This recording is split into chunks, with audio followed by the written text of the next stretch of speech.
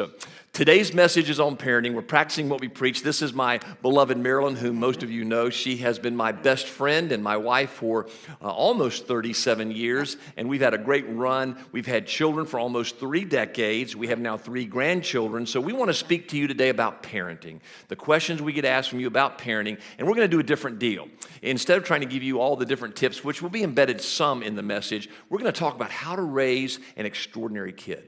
Because we believe when you find your kid's giftedness and they focus on that giftedness, a lot of the other parenting stuff just falls in line. So we have 7 different principles we want to share with you in just a moment. And Marilyn's going to comment on them, and I'll ask some questions and comment also. Thank you for being with me. I appreciate it. Glad to be here, and we're almost 30 years as a parent. Can you believe that? That's hard to believe. When we were waiting for children for so long, and God finally gave us Bethany after 8 years, and then 4 years of intense waiting where we had to pray and seek God, and He did a miraculous healing in you. That's right. And then we had them at 30, 35, and 40, so you do the math. A little older, but that's okay. God has given us the strength to be parents. And we have 3 great kids, not perfect kids. Not perfect kids. They have their own issues, and we've had to battle through those issues, but they're good kids, and all of them love the Lord, and they're all walking with Him, and they're all moving on in their own giftedness that we discovered early on. Yeah, and I think the things that we're going to share today really would apply to all children. So let's look at these 7 principles that you have mostly come up with and you have authored, and I think they're profound and powerful. Let's go through each one. Here's the first one for those of us who want to raise extraordinary kids, not average kids, but extraordinary kids. Discover your child's beauty. From Hebrews chapter 11, verse 23, the Bible reads, "By faith, Moses, when he was born, was hidden for 3 months by his parents because they saw that the child was beautiful." That's the key word. "And they were not afraid of the king's edict." Marilynn, what does this mean? You know, David, this really is the linchpin to me of the whole focus I think that we had as parents. And it's interesting, I read gobs of books on parenting, and really only a few things stuck out, and this is one of them. This point was made to me by a book that was written really, I think, in the late 1800s. A 19th century theologian named Andrew Murray, South African guy, wrote a beautiful book. I don't even know if it's still in print. It's called Raising Your Children for Christ. But he's the one that pulled out this verse out of Hebrews 11. And he said, you know, this word for beautiful is used only once in the entire Bible, and it's to describe Moses. And you're thinking, beautiful, well, what does that really mean? Now, just remember for a minute that this little child was only 3 months old.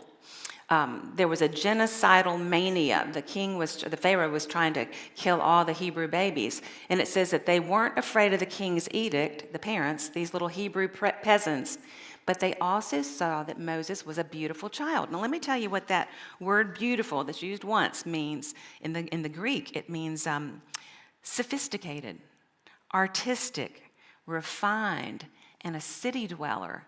3 months old. Now, how could they see that? And I think that they were given a spiritual insight into that child. Andrew Murray believes that you as a parent, all of you as parents, have the spiritual insight given to you by God to see the beauty in your child that maybe nobody else does. Later on, when I did a little more study on this word, I realized in digging a little bit deeper that it has another meaning. And this is the one I really want to focus on with you. And it means this: the child is beautiful in the sight of God. And friends, that's every child, isn't it? Yeah, every child has every some child beauty is in the sight of God. beautiful in the sight of each child's God. different, aren't they? Every in child's whatever different. God gives them to be beautiful in And you His guys sight. know that, who has even 2 children alike. But I think the point is, and this is what Andrew Murray said, it's one of your jobs as a parent. This was my favorite part, I think, as a parent, to be on this adventure of studying your child. Study your child, kind of watch them. I mean, from the earliest days on, to find out how God's made this child and help them. You'll have a lifelong process of helping this child unlock that beauty, unlock that giftedness. Another way that Greek word was translated was extraordinary. That's why we called it raising extraordinary kids. Not that our kids are extraordinary, but that when you're raising children for God with His wisdom and with His insight, He looks at your child. He sees them as beautiful in His eyes. He's going to allow you to see their beauty, and He wants you to see them as extraordinary. Which leads to the next point that, Marilynn, you've come up with in raising extraordinary kids, and that is grow your child with the grain. looking at a very famous verse in parenting, Proverbs 22:6, but Marilyn's going to give you a different insight into it. It reads, "Train up a child in the way he should go. Even when he is old, he will not depart from it." Now, there's an interesting twist to this that you've discovered through the years. What is it? There's a little twist. You know, you read those verses and you say, okay, we'll raise them up as a Christian, and then hopefully if they wander, they'll come back, and when they're old, they'll stick with the gospel. And I think the point is raise them up, and the Amplified Version says something like this: train up a child in the way he or she should go, and in keeping with their gift or bent. And then it says this, and even when they're old, they'll not depart from it. You know, we don't need to assume that they're going to wander. I think let's assume that they're going to stay on track. But part of the way you raise them with a heart for God is to discern, and it kind of goes along with that point one, their beauty, but discern what their gift or bent is. They're all different. And it's exciting to help a child grow with the grain instead of against it. I'll never forget, one of ours, our youngest, happened to be really, really active. And we knew that from in utero, actually. And so active. And I remember one of his little preschool teachers said to me, "I wonder if your little 3-year-old has an authority issue." I was just like, oh my goodness, he's my most compliant child, but he's just active. So I put him in a situation where he had some Montessori school education as a preschooler, great for kinesthetic learners. But then we funneled him into sports, and my goodness, you know, he's found a way to let that little motor take him across water really, really fast, and so is a swimmer, so he paid for college. So it's just with the grain, you know, in keeping with that gift or bent, and spiritual gifts too, I think. We saw one child start throwing balled up socks into lampshades when he was like 2 years old, and we went, duh, and he's now a scholarship basketball awardee. Our daughter, we saw a penchant for languages. And beautiful she had language an ability. amazing ability to grasp languages, and so we started putting her in a language immersion program. She learned how to speak French and Spanish fluently, was awarded the language award in her high school, and that allowed her to prosper. And it's interesting, you know, she did sports too, and really in a fine way, but the language was the part that I think just made music for her. But we saw it early on. We saw it early in all on. three. And you know, James Dobson wrote a book called Hide or Seek. And I'll tell you, like I said, I only remember about 6 or 7 things that I read about kids with all these parenting books. Here's a second one. And he said this in Hide or Seek. He said, you know, you Christian parents need to realize what your kids are up against when they're out in this world. And they're going to be criticized for being Christians. If they walk with the Lord, they're going to get persecuted some. They're going to be mistreated. They'll be made fun of. And he said, but you can do 2 things to help vaccinate their self-esteem so that they don't let low self-esteem pull them off the gospel. He said, make sure, and I thought this was kind of cute, make sure you spend a reasonable amount of money on having decent clothes, nice haircuts, make them physically attractive. You know, with all the tricks of the trade that you have today, there's no reason you can't help your child be attractive. You know, nice hairdo, cute clothes. Don't let them feel like they're frumpy, and that's why people don't like them. So help them be reasonably physically attractive. Not everybody has to be drop dead gorgeous or super, super handsome, but just physically attractive, and then help them find a gift or talent to excel in. And if you'll do those 2 things, you'll help kind of solidify their self-esteem so that their walk with Christ is going to be the area they're going to get hit on. If they're going to get attacked, let it be for their walk with Christ. So when you have children who are operating in their extraordinary giftedness and moving forward, they don't have time to mess with drugs and alcohol. We get asked that question all the time, how to keep your kid from drinking and all those other things. And the answer is get them so involved in their giftedness, their bent, they don't have time for it. And it's whatever their passion is. And they may not excel to the point that everybody in the world hands them awards. But you know what? If they find what they love, that's reward enough. And I think if they're passionate about whatever it is that they love and you help them go in that direction, and then you're raising them for the Lord, I always told my kids, good grief, this is the one time in life where you can pursue your dreams and you got somebody else paying the bill. And if you're dumb enough to do drugs or alcohol, I feel sorry for you. I can't help you. Listen, if you do drugs or alcohol, you're on your own. Which leads to point number 3, and that is challenge your child to dream big. One of our favorite verses, Psalm 112, verses 1 and 2. Blessed are those who fear the Lord, who find great delight in his commands. Their children will be mighty in the land. What a great promise. Their children will be mighty in the land. The generation of the upright will be blessed. Well, you know, David, that principle, I think that's a promise that we took for ourselves. That's not so much a parenting tip about how to raise your children. But you know what? I took that promise for myself, that if I was going to really seek after the Lord with my whole heart, which I think is a really important parenting tip, as a matter of fact. Seek after the Lord with your own heart and fear him and try to follow him in every way. It says our children will be mighty in the land. Now, other people might not know that they're mighty, but I'm going to know that they're mighty. And they're going to be maybe not outward leaders, but they're not going to be ones who follow the path of least resistance. They're going to be mighty in the land, and I think they'll make an impact on this world. I mean, good grief, this world is in such trouble.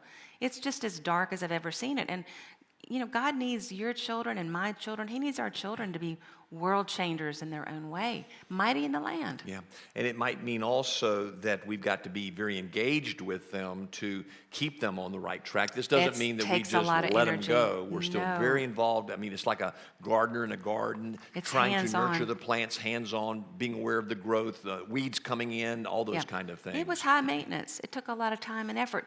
But I think if you get the first couple of things in place, you see their beauty, you grow them with the grain, then it's going to be pretty easy to help them dream big. I'll tell you this, try to take special note of what's happening in your child's life around age 9 or 10, because my experience is some pretty great dreams begin to flourish at about age 9 or 10. And I don't know why that is. Ben Carson, who a lot of you know now, who's in the political circles, was a pediatric neurosurgeon, actually the chief of pediatric neurosurgery at Johns Hopkins for years. And he's been on my radar for 2 decades. He was one of your heroes long before he became a potential Republican presidential candidate. Absolutely. He wrote the book Gifted Hands, and I mean, he had me at hello when I read that book because it's everything I believe. Now, he was raised in a situation where you would think this child will have anything but big dreams. The mother tried to commit suicide. He and his brother were pretty much left to their own while she was in the hospital. He was 10 years old. He was flunking. His brother was 12. He was flunking. But their mother, Sonia, had an encounter with Jesus Christ while she was in the hospital. Now, let me just tell you what was going on in her life at the time. She just found out her husband had a whole nother family. So he had left her for this other family. He'd carried on a double life all these years.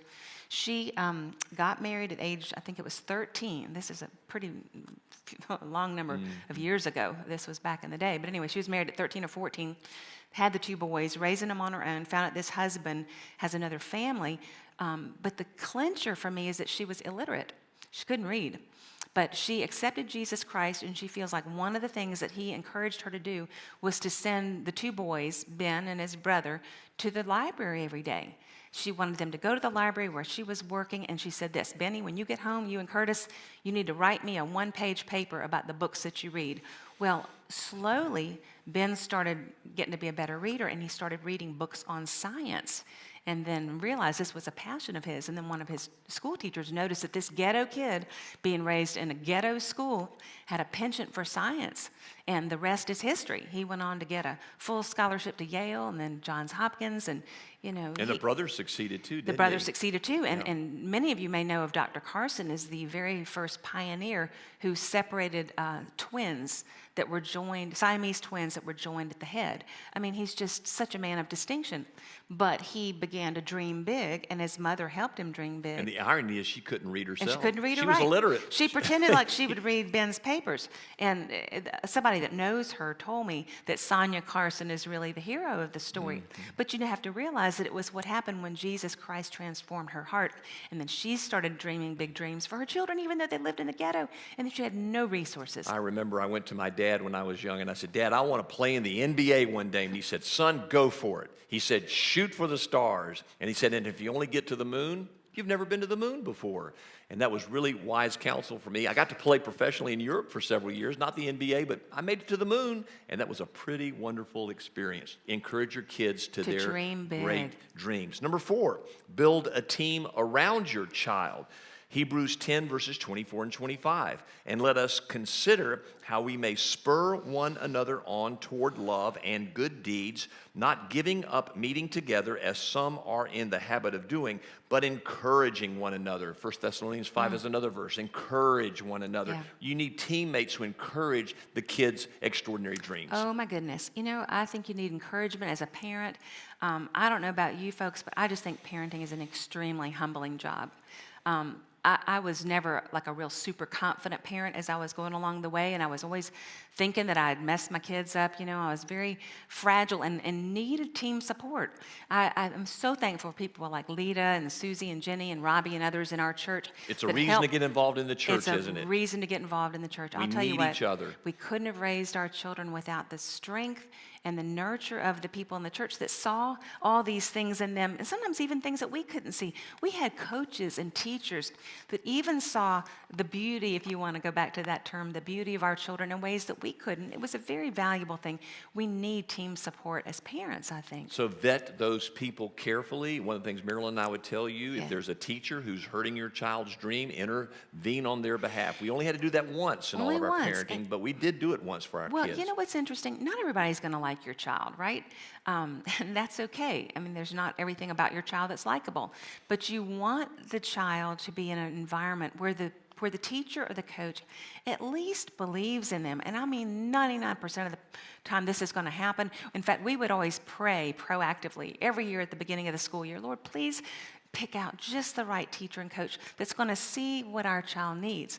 But I'll never forget one of our children's ministers here who said to me once, she said, you know what? There's a lot of choices out there. And I'm just going to encourage you when you're raising your children, Marilynn, if you notice that there's a classroom situation where a teacher or a coach just really doesn't like your child, you know, you can just tell they don't like them, they don't believe in them. She said, you have nothing to lose. Get them out. You have another option. And like I said, we didn't have a huge problem, but there was one situation once where we thought, this one's just not going to go where it needs to go. And we moved the child out. But I'll say again, 99% of the situations were positive. I couldn't have been happier with the teachers and coaches and leaders that were in our children's life. I think a lot of that's probably partly the result of prayer and the result of prayer partners, which is another aspect of team, isn't it? It is, Have indeed. moms and dads that you pray with for your child. Both together asking God to not only let the child exceed and excel, but give the child the great grace and blessings the child needs. One other thought on the coach real quickly, since Coach Smith passed away recently, such a fine mentor in my life. There's no other greater influence on your kids' lives than your coach.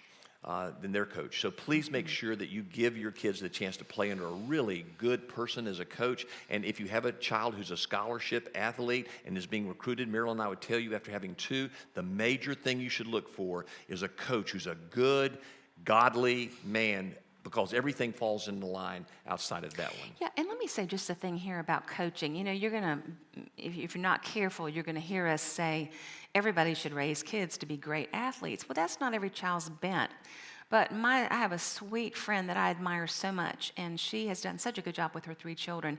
And I love the way she's approached this whole area of the children's giftedness. She knows, like I do, that we live in a world where children, if left to their own devices, it is just way too easy to be a couch potato, and that's just not good for anybody, us included. So she's mandated that all 3 of her children have to be in a sport. Now, they don't have to excel. In fact, the child that I'm going to tell you about is a super chess player and probably made 1,600 on his SAT. I don't know. I don't even know if they can go as high as his intelligence is. He's a great kid, but you know what? He shines in the area of chess. He shines in the academics. He is shining in college. But guess what? She made sure he plays tennis. Pretty doggone good tennis player. Not great, but good. He played, you know, he was a swimmer in the summer, not year-round, but she just made sure he was active and on teams. And she feels like those team experiences are part of what made him well-rounded. So just, you know, this is not rocket science. Just make sure there's a way. I think every child should have an opportunity with some kind of coach. Number 5, serve together with your child. Isaiah 58:10. If you spend yourselves in behalf of the hungry and satisfy the needs of the oppressed, then your light will rise in the darkness and your night will become like the noonday. Well, you know what? I am partial to this verse, David, as you know. This is one of my life verses. In fact, David, you gave me a bracelet that had this inscribed on it once, because when all the years of infertility were just grinding me down and my heart was sort of breaking on a daily basis, and we went through 96 months of infertility, if you count what we went through with all 3 children, I discovered this little magic secret that when you pour your life out to the hurting, somehow your light breaks forth. And eventually I was healed. That's another story. But even in the years before I was or had any assurance that I would be, I found ways to work down among the poor, and actually even spent quite a long period of time working with girls with crisis pregnancies. Go figure that.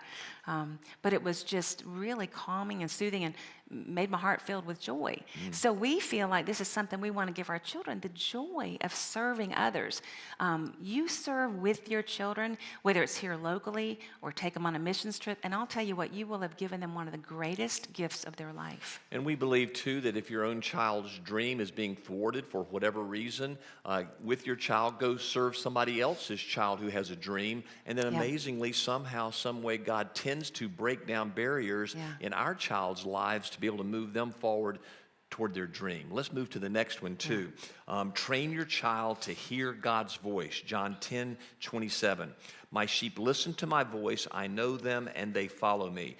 This is really developing the spiritual heart of the child. And interestingly, you brought all three of our children to faith in Christ at early ages while you were driving them to school in your van. Tell about Well, about yeah, that. or preschool or wherever. Yeah, I didn't want them to have a testimony like mine. I used to be an atheist. I have a pretty colorful testimony, and I was really hoping and praying that my children would have very calm testimonies. You don't have to have a dramatic You conversion. don't have to in the have a Christian dramatic faith. conversion. But we also knew, and I knew more, when my children came along, obviously, than I knew about myself growing up. But I knew that God honors the tiniest little steps of faith that children make.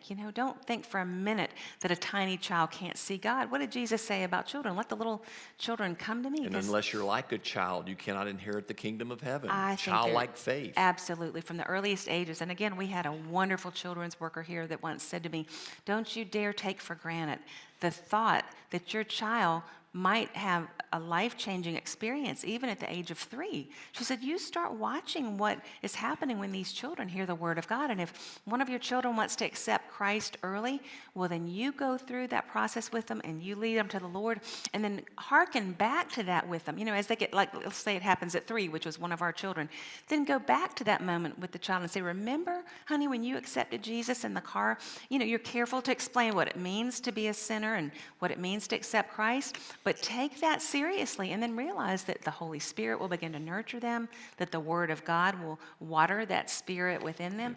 And we just felt like, grab them when they can. I think one of them actually wasn't in the car. I think one of them was learning how to ride a two-wheeler, and he came back after riding around the yard, and he was talking to me, and he said, well, Mama, let's talk about Jesus and what does it mean and blah, blah, blah. And he says, well, I think I did that on my bike. So, it's just interesting. I think just watch for that moment when they really want to open their heart to the Lord, and then reinforce that, nurture it. I want them to hear God's voice. I would not send my children out into the world, because we did secular schools for our children. We had a lot of debates with people about this, but we figured we are so saturated. We are preachers' families here, and we really wanted them to have an experience where they were salt and light out in the world while under our rooftop. And so I was really careful. I just didn't feel comfortable sending them out until I was pretty sure they could hear God's voice. Yeah, and then we have a joke between us that our 2 kids that did receive Christ in the car while you were driving them in the van to school, we call that evangelism. Yeah. Well, every big moment, let me tell you, every big moment in my life when it came to conversation with the children seemed to happen in the van. Well, let's take a quick moment. Those who ask about sex education, when should you teach your children about sex? And you, again, practiced when the conversation gives you the opportunity. You share with them openly, honestly, and don't ever hold anything back. And the earlier the better, we've always believed. Well, we had 2 great missionary friends, Howard and Joanne Brandt, career missionaries to Ethiopia. And they were home on furlough. I guess it's actually when they were living in Charlotte one time. Remember Joanne said to us, she said, you know what, the kids are getting saturated with so much sex from out here. It's everywhere. I think the Monica Lewinsky thing was happening. She said, you know what, you just need to be on the proactive with them. And she said, you be ready as early as they ask to give them the information that they're asking for. Not more than they're asking, but exactly what they ask. Well, you know what, friends, if you're watching and listening, they're going to ask. And usually they get some misinformation from some of their friends. So I was very keyed into that. And here's what I would do. I'd kind of make it like, I'd be their ally, and I'd say, well, let me tell you something. Little little Joey over there didn't quite get it right. He didn't get all the information he needs. So let's talk about really the right way, and this is actually the way it does all work. This is God's beautiful plan. It may sound a little silly at this point because they're really young. It's before they get real self-conscious. It may sound a little funny to you right now, but trust me, this is God's plan. But I want you to know that you can come to Dad or me for the real scoop, for the real truth on this, and don't go to your friends. And also I would say to them, and don't you tell your friends. You let their parents talk to them, but we will be honest with you. And so we're proactive like that. Yeah, and it's also okay to know what they're watching, be involved in their social media stuff. You have a famous phrase that you've used with our kids that Bethany now with her kids is quoting already. Independence is an illusion until you pay the bills. That's right. One time she was coming to me squealing because we had a curfew of midnight. It wasn't that we didn't trust our kids, but you know what? I don't trust anybody's kids. Nothing good happens after midnight, like your daddy always said. We have a curfew at 12 for a purpose. We just was arbitrary, 12 o'clock. Now, other parents that wouldn't set a curfew were sort of glad we did because the parties kind of, or whatever it was that was going on, kind of calmed down earlier. But Bethany was, talking to us about the curfew, and one of her friends was kind of laughing at her, saying, "Oh, your parents aren't letting you be as independent as my parents are." And I said to her, Bethany, you know what? As long as I am paying the bills, independence is an illusion. And it's so funny because, I said to her, the reason it's an illusion is because the consequences fall on my shoulders. Yeah. As long as I'm paying the bills, whatever you do wrong, the consequences fall on my shoulders. So it's funny now I hear her using those same words when she's talking to her friends. So let's independence go to the is last an illusion. one. Okay, number 7, train yourself to sustain yourself. Hebrews 12:1. Since we are surrounded by such a great cloud of witnesses, let us throw off everything that hinders and the sin that so easily entangles, and let us run with perseverance the race marked out for us. This is really a word to parents. It's a word to parents. It's also a word to families. You are crying out for boundaries. Your children are crying out for boundaries. This world is getting crazier and crazier, and the pace is faster and faster. And we are seeing burnout, David, aren't we? We are. On so like we've many never levels. seen before. And marriage is burning out, and families burning out, and this is for a lot of reasons. When it says throw off what hinders, that doesn't necessarily have to be bad things. It can just be busy things, right? Anything. When it says get rid of the sin that tangles you up, well, we know about that. We had to deal with sin with our kids, didn't we? We have to. We set boundaries. You would say things to them like, 2 questions? Yeah, there are 2 questions that define our house, 2 disciplines, 2 rules. The kids are asking, do you love me and can I have my own way? And we we're go, yes and no. yes and no on that. And then we set boundaries upon them, but we only have 2 rules in our house. And that is, don't disrespect us and don't disobey us. Now, we're the arbiters of what disrespect and disobedience are, but we're the ones who set those rules. And we have the rules. Our grace-based home defines us. We pour grace and love on those kids, but there are boundaries, and when they step over them, there are consequences. And that gives you sustainability over the long haul, It don't does. you think? And it allows the kids to know those boundaries, which give them sustainability. Well, they want authority. They may not like authority, but don't you think they really want authority? In a way, deep in their hearts, they're saying thank you. That mom and dad are staying together. First of all, they want you to stay together. And secondly, there are boundaries. I know where they are, and I know where I can go with my life, and you've set them. And I'm glad you love me. And secretly, they're saying, I'm really glad that I'm not in charge. I'm really glad that I can't always have my own way. At Coach Smith's funeral this past week, I went to it along with the Letterman and family and closest friends. And one of the things that really struck me, and you saw it on video from another place, unfortunately you weren't allowed to go in, there was just a small church, but we both were struck by the children who spoke about Coach Smith, how much they loved him. So evidently he really was able to manage being this incredibly successful basketball coach, but he gave his kids that wonderful gift of time, and they spoke glowingly, lovingly, with humor about how much he meant to them. I think he was able to balance it, and so he ran the race well until his last day. It was really sweet. It was a tiny little church, so Coach Smith in advance had planned this to only let his children and his Letterman be in there with him. And it was really sweet, I think, to realize too that he believed in this discipline thing like you did. What was it, a player? He stopped recruiting a player? Yeah, there was a player in South Florida who was a great player. Everybody knew he was going to play in the NBA. And Caroline and others began to recruit him, and Coach Smith stopped recruiting him. And someone later asked him, why did you stop recruiting him? And he said, when I visited him, I heard the way he talked to his mother, and I just didn't like it, and I didn't think he would fit into our program. So again, another reinforcement about how important it is to have authority in your home, to respect authority. But of course, they're saying, glad I can't have my own way, but thank you that you do love me. Now, talk for just a minute about how to sustain yourself just as a person, David. I mean, we're pretty careful to guard our habits. We take a day off. Take a day off every week, have some time together, which allows us to have that connection every week. Right. I mean, you're smart about what you eat. I mean, friends, this is a marathon. You know, it's not a mile run. So you got to, if you want to be a parent that lasts over the long haul, you make sure you feeding yourself well and exercising. Be careful about the sugars and the bad carb intake It's so and all practical. of that. Just be take careful care of about yourself. that. Also exercise as much as you possibly can. Get that heartbeat up. I mean, this Yeah. is a long race, and Yeah. this is the only body we have, and we need to make it work as rightly as possible. And you're modeling good things for your kids too. And again, friends, this is not rocket science. And for those of you that are not parents yet or not even married, I hope you will take these common sense principles. These are just simple little tips that have worked for us. But you know what? You can use these, and I have a friend that's doing this, that's single. She's using these to help her kind of reach her own dreams. Yeah, I mean, these are ways you parent. We're called to parent ourselves too. And for single parents out there, Yeah. these are just simple principles you can practice for your children too. And just because they don't have a father or a mother Yeah. in the home, your children can still turn out great, can't they? They can. And just remember, I think prayer is really at the heart of it. I'm going to go back to that Hebrews verse again. Your children are beautiful in the sight of God. Don't forget that. That means every child is beautiful in the sight of God. They're extraordinary kids. And the other thing is, it is never too late.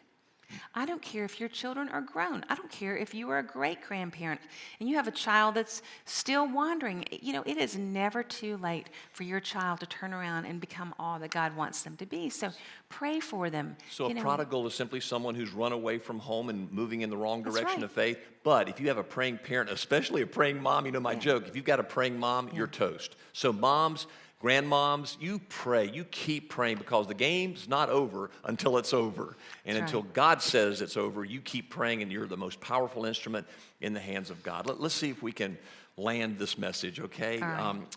Final thoughts. Grace and truth. You have to balance both of them. You operate in grace, but you also have truth, the boundaries that are set. And that's important to try to find that balance. It's difficult, but it's possible. It's always a balancing act. And again, just take heart. God's in this with you. And if we left you with one thought, it would be that there are just great things that can happen through prayer. Yeah, and we'd also say your job as parents is not to be your kid's best friend. It's to be their parent.